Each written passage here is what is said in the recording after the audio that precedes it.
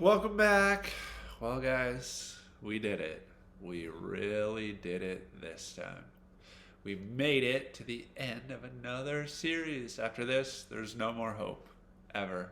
Say goodbye to hope. It is gone. Um, so, in this week, I just kind of wanted to expound upon some of the things we've been talking about. And I wanted to start by talking about faith.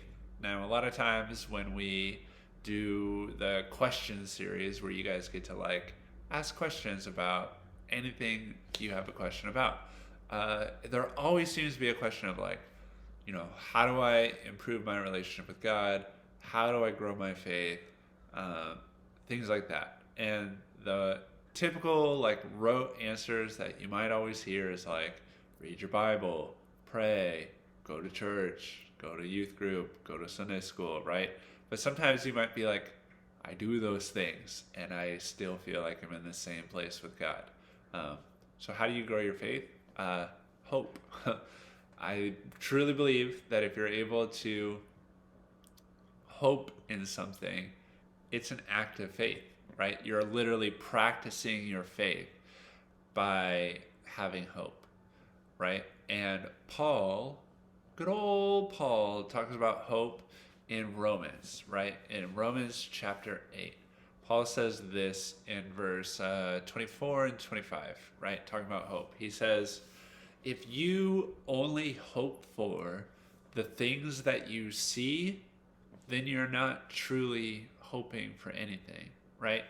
And just think about that for a second, right? If you're like, man, like, let's say you literally see your friend walking down the street towards you, and you're like, I hope I see my friend today. It's like, do you, or do you already see them coming, right?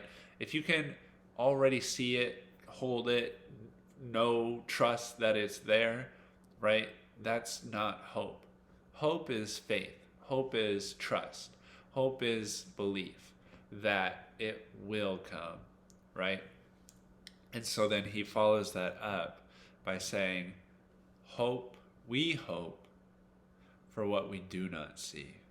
He says, but if we hope for what we do not see, then we wait patiently, right?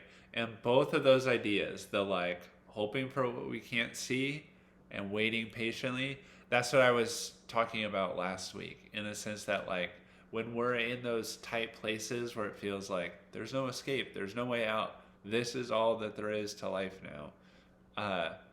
It is hard to imagine what's on the other side of that. And we wish we could be on the other side of that immediately, but we're not, right? And so it takes faith and trust, because you have to hope for something that you are unable to see. I can't imagine how this will get better. I can't see it getting better, right? So instead, you hope. And then you don't know when it's going to get better. So we hope in the thing we cannot see, so we wait patiently. Woo, patience is hard, right? So not only is there an element of faith and trust that is tied up in hope, but there is also an element of patience that is tied up in hope, right?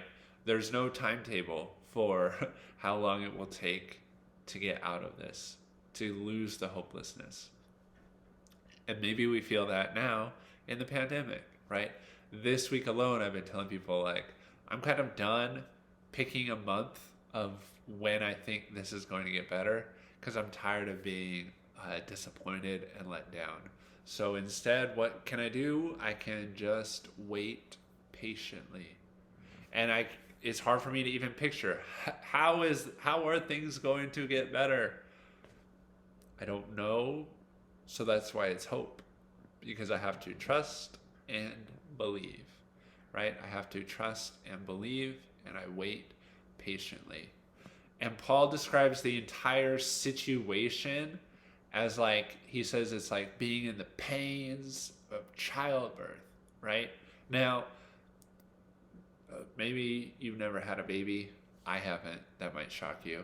But when you start going into labor, it is extremely painful.